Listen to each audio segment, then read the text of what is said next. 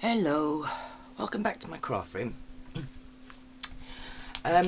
This has just dropped through my letterbox. This is issue 5 of the Create It magazine. So what I'm going to do is I'm just going to give you a quick flick through some of the projects that are in here. The magazines are different, okay? The Create It magazines, there's lots of information inside them, okay?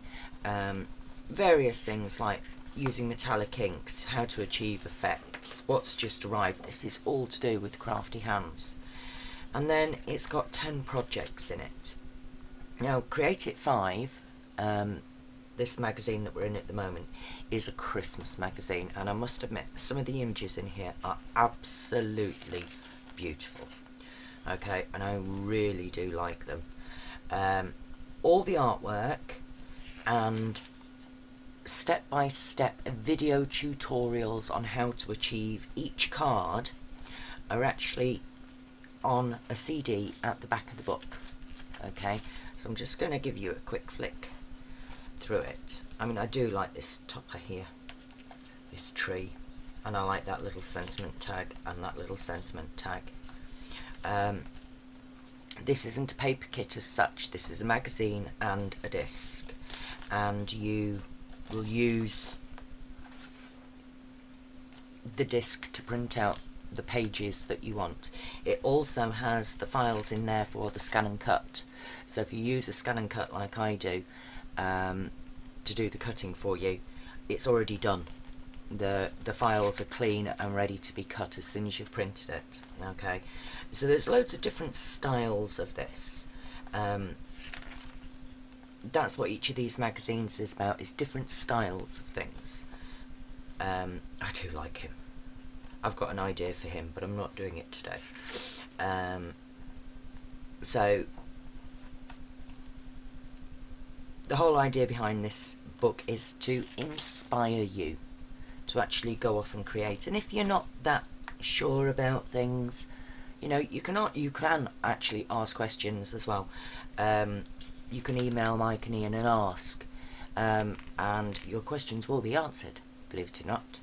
I need to figure out which ones of these I haven't got, because I need to order some. But this is Mike's question page, okay? Various different things about how to print, why it's not printing out the right colour and stuff like that. And this is the DVD in the back of the magazine. Okay, now on that DVD there are sheets of printed, hold on a minute, I'll be back in a tick, and grab these. There are sheets that you can print out, okay, so this, my printer decided to print out 2 sets of this, okay, which I didn't really want, so this is for the one that I'm going to use at the moment. Okay, so I'm going to move that magazine out of the way, and I'm going to use this design. Okay, now I must admit I'm quite pleased that it did print out 2, because I needed something extra off this sheet, okay, because I've got a hole that I need to fill in.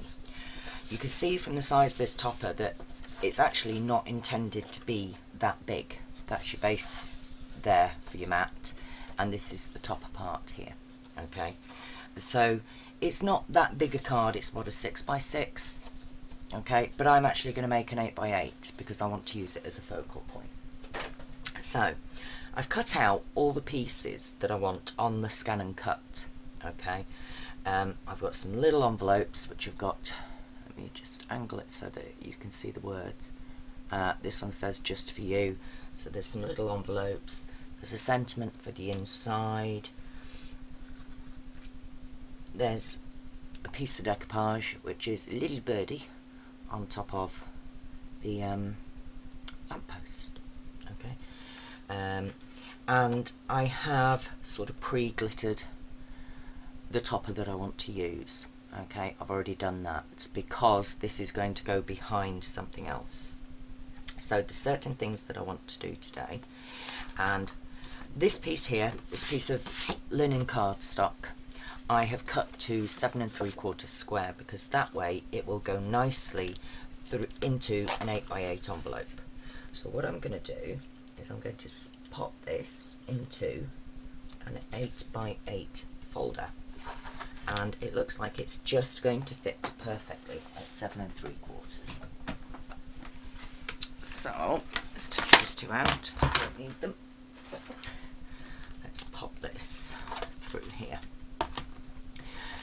Now, Ian and Mike always go on about inking the edges. That's the word I was looking for. So I have actually inked the edges on this, and I was quite surprised with the colour that matched this better than anything else. And it's actually the Evergreen Bow. It's distress ink. Okay, that is the ink that matches this base piece here. The way that my printer has printed it out. Each printer will print out differently anyway. But I have a new printer. There you go. Right. So I've embossed this, and this is my card front. Okay, so I'm just going to, there, you can see it's absolutely lovely. It really is very, very nice. So to make the card front, what I want to do is I want to mark it so that I'm going to get some, I want to leave a lip to fold. So if I just mark pencil there. Okay.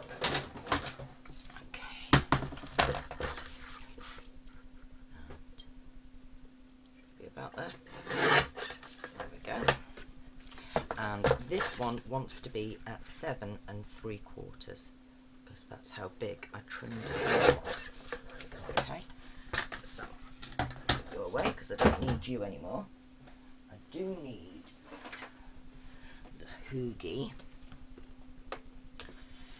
and let's turn it onto the centimetre scale. I want to mark it so that there becomes my leading edge, so I just want it to sit slightly forward there, and it needs to be scored there.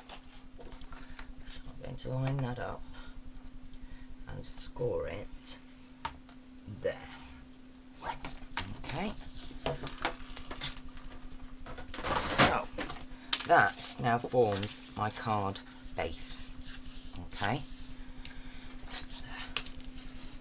Or it will do in a minute. So that's the back of my card.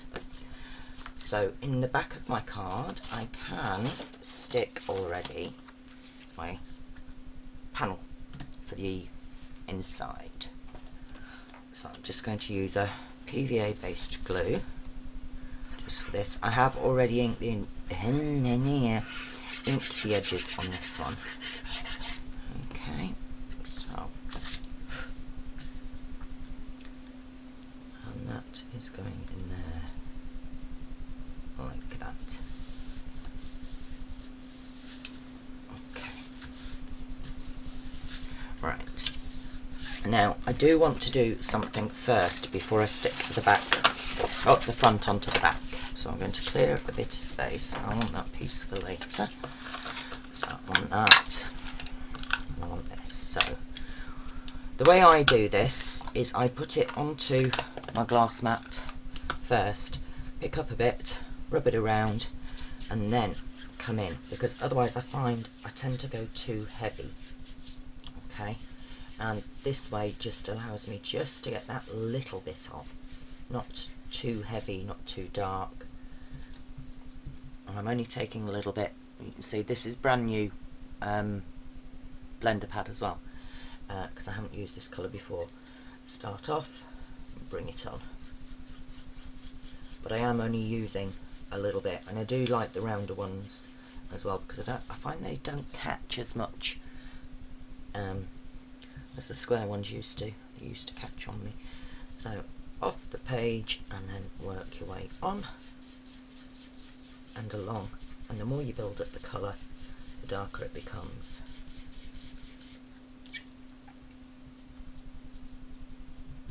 There we go. Not too much.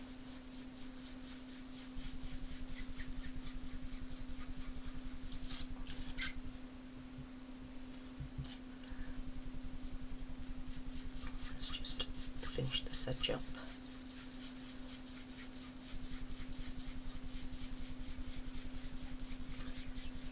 And because I'm only inking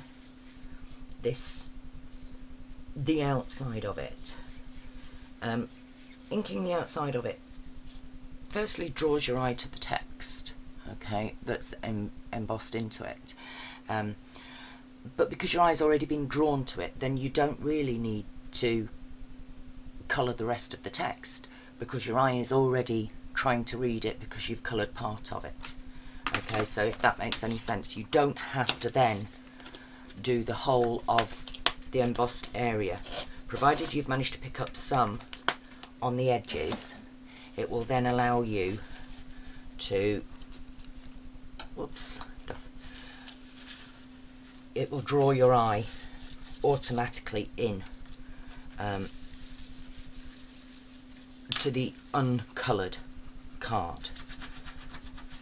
And it's especially good if you're not too certain about the meld of the ink that you've chosen and the backing. So I hope that made some sense. If you give it a bit of distance, it's not as obvious if you've made a real boo-boo. Right, so that's my card front, which is now going to go onto my card back. So, oops, there we go, get rid of that one, and let's put the card front on. There it is.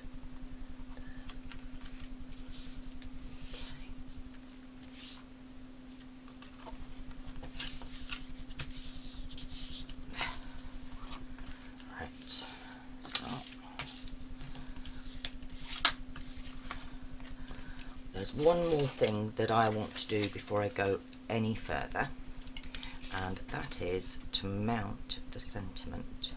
So this piece of linen cardstock that I cut off the edge, I'm just going to cut a rectangle from it. And let's find the piece that I'm after. That one there, I think. Was that the one I did? She says merrily. No, it wasn't. It was that one I did. Okay. So, this sentiment says, peace, goodwill and happiness for you at Christmas and always. Now, I have a thing about not putting my sentiments flat in my cards at the current moment in time.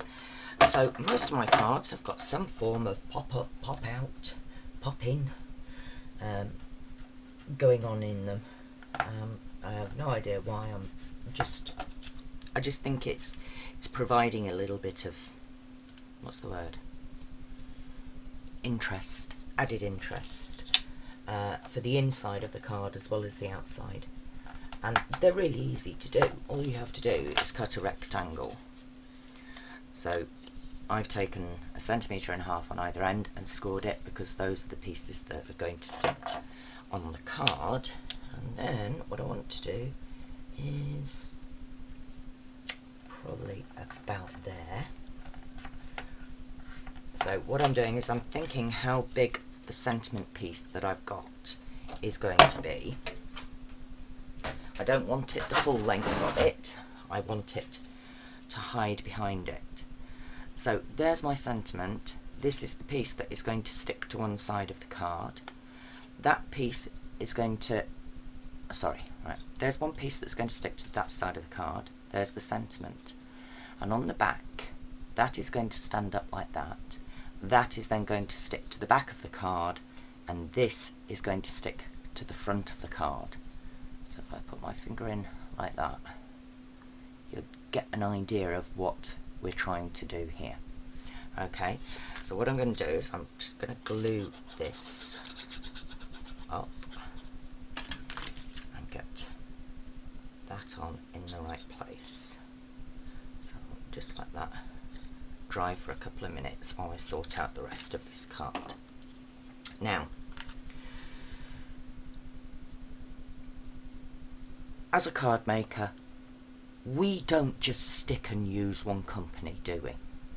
Okay, we use loads of different things from loads of different places. Now I have in my stash a piece of snowfall acetate. Okay, it's already got a chunk cut out of it, and I am going to dome this over the top of this topper. If I raise the topper up, I'm trying to do it so that one, you can see the glitter, but two, I've also used some mica around where these lights are.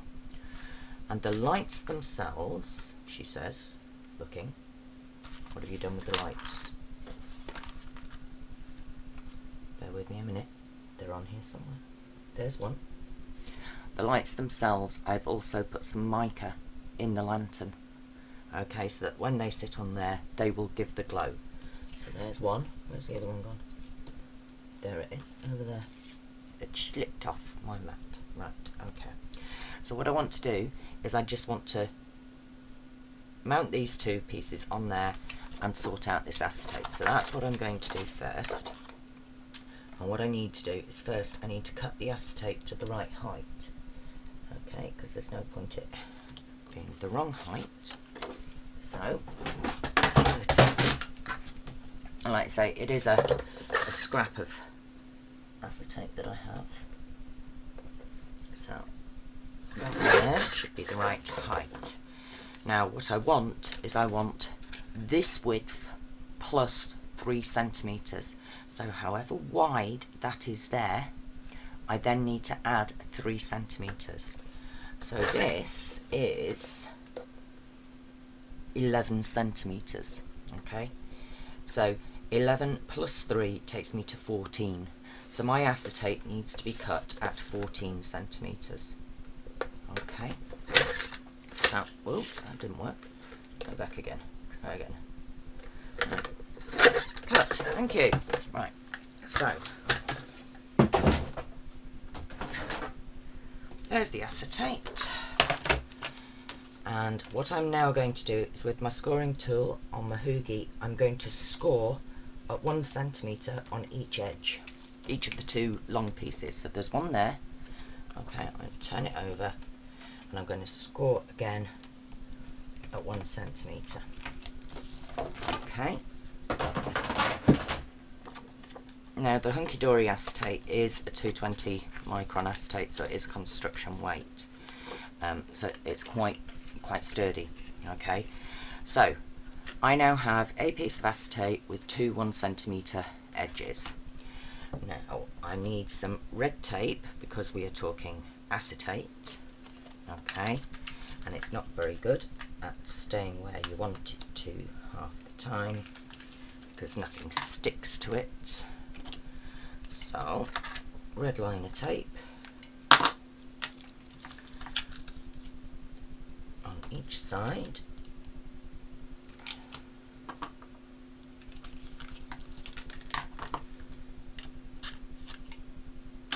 There we go. And let's get some silicone onto those lamps before I put my acetate on it. So, big lump on the back, and then I really should have prepared my tiny little pin flare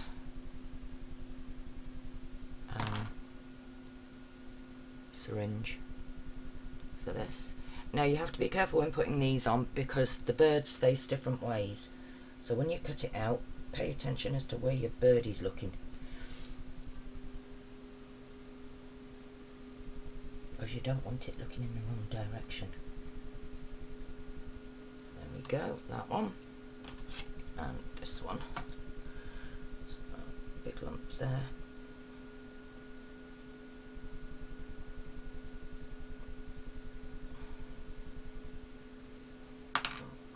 Get up. And let's get rid of the glue. Sticking out. Come on. Off. Off. Thank you. And over. Thank you. Right. And a little birdie on top of there.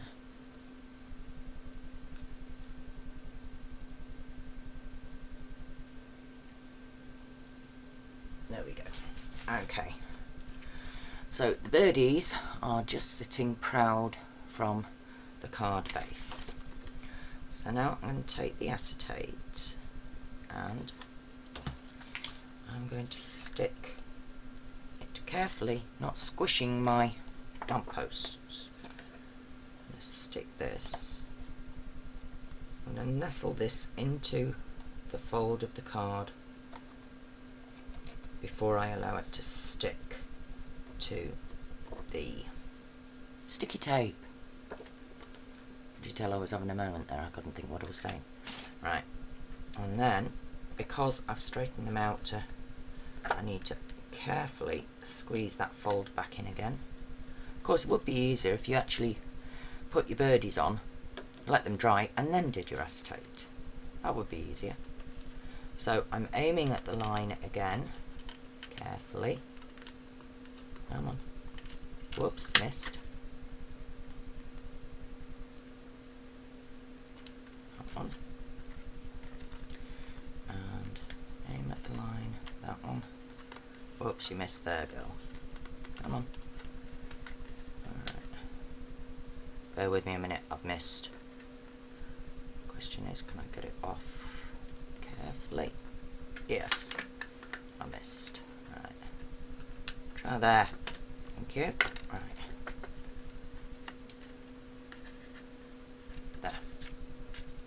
Now you see, that's what I didn't want to happen. Obviously where I've pinged it around enough. It's come free. So I'll pop you back in. Fine. Get these straight again. Right. So now I have a dome over my scene, snowflake dome. So I'm just going to grab a piece of mirror card.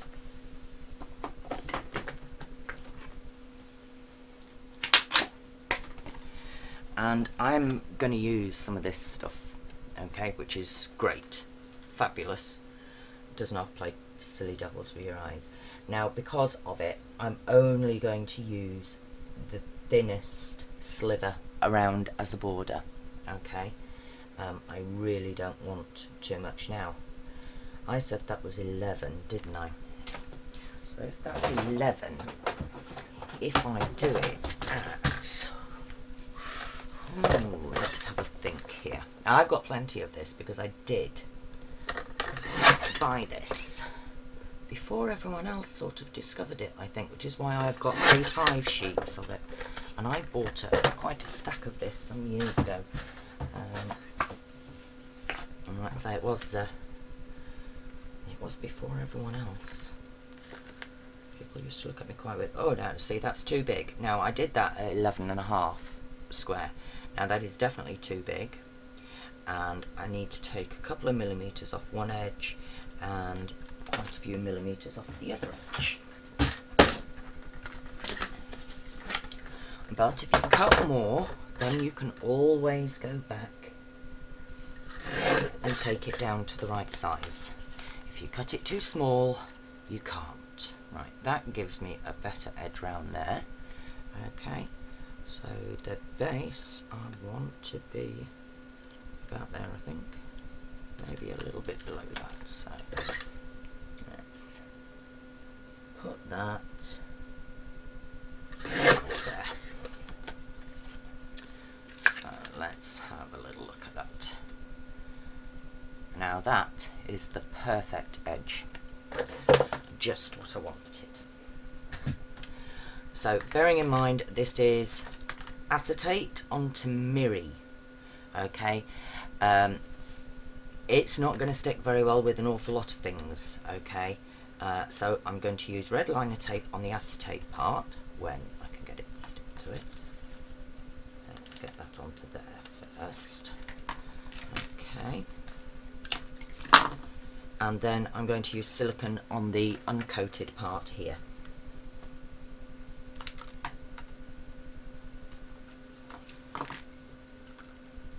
And there we go. Right, so let's get these off before I forget and then make a mess everywhere.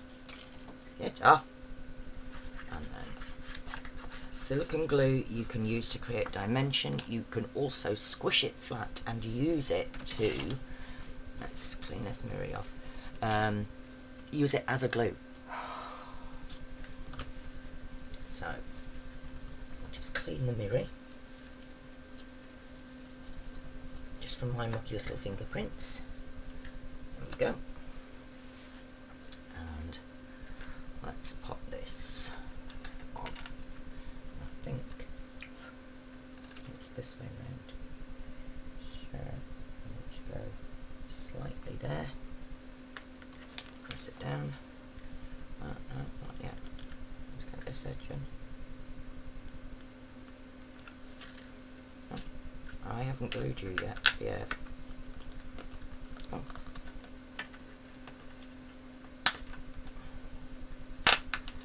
Okay, off just for a minute. So let's line this edge up a bit better.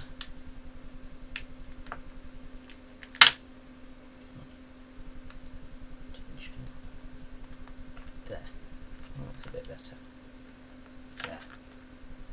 Okay, so again, just pressing the red tape down on the edges, and then I'm going to use my bone folder and just glue that bit there.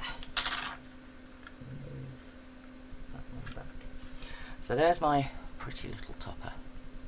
Okay, and this is different from the way that Mike did it in the magazine. So there's my card base. Now this has dried, okay, so now I'm going to show you how to put this in. So we need to open the card up, okay. Now what I'm going to do is I'm going to glue these. Would help if you did it under the camera, you dolly durbrain. This piece here and this piece here are the pieces that need to be glued, okay, and they need to be wet glued. Alright, now I don't think, yeah, it's just short. This edge here is shorter than this edge here, okay. So when I do this, if I put it down like that, normally I would aim at trying to get this piece here in line with this score line here. Okay, now this is going to be a bit short, so if I go to about there, I think I'm going to get it round about right.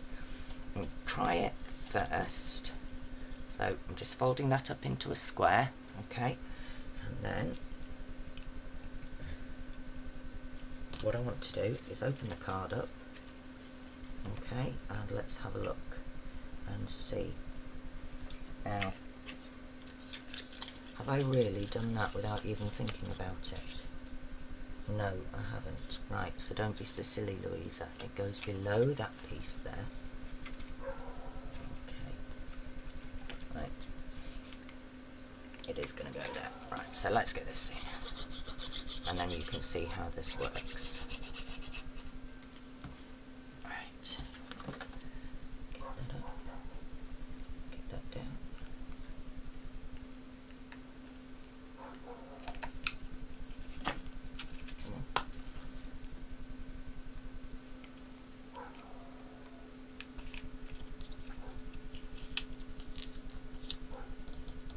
Straighten.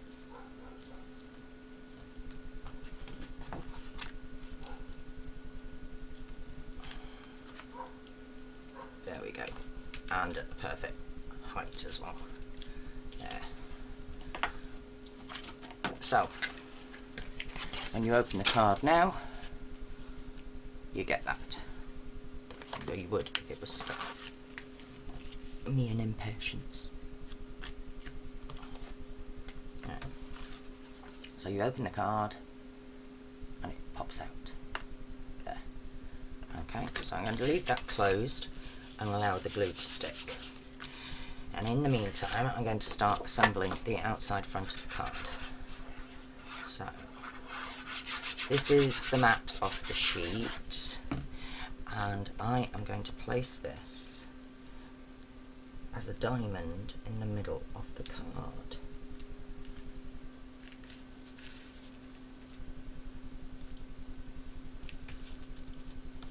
And I think it's just about there.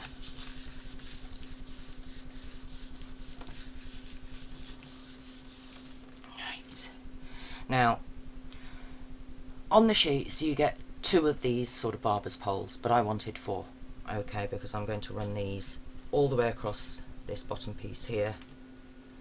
So I need an extension there, and then to come down as well I need another extension, so I've got 4 cut out. So what I'm going to do is I'm just going to start by putting the first 2 in.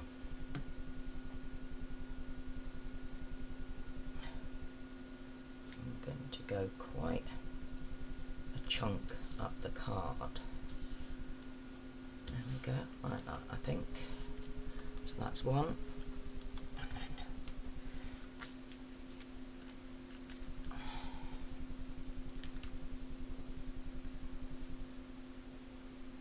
2. So we'll bring that one in as well.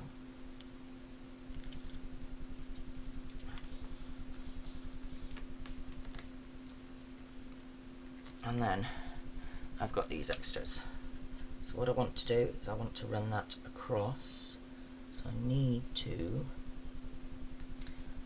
if I line it up with one of the ziggies, it won't be as noticeable. So if I ziggy-zaggy there, cut off across the barber's pole piece, I'm going to match it with the red piece here, and then it won't be as obvious that it's actually being joined, and I can cut the end off in a minute. So let's run that across there like that, and then take this end, and we've got a white end on this one, and that will come down there like that. So there we go. So let's match this one up. Get rid of the glue. Okay, there we go.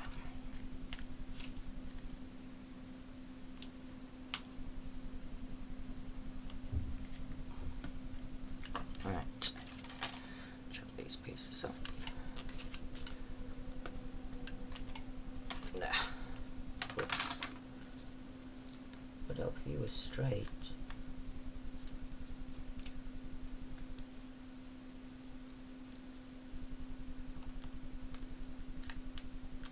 Okay. Right, I'm just having one of those days today where I can hardly get anything straight, and it's driving me nuts. So this piece is then going to sit there like that, and I have some lovely little envelopes here,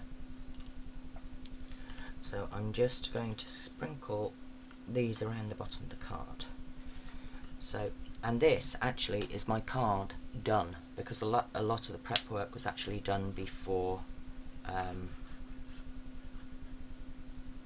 beforehand with the mica and stuff like that. So there was very little really left to do. So let's stick that onto there like that, and let's get my envelopes on at some sort of quirky angles.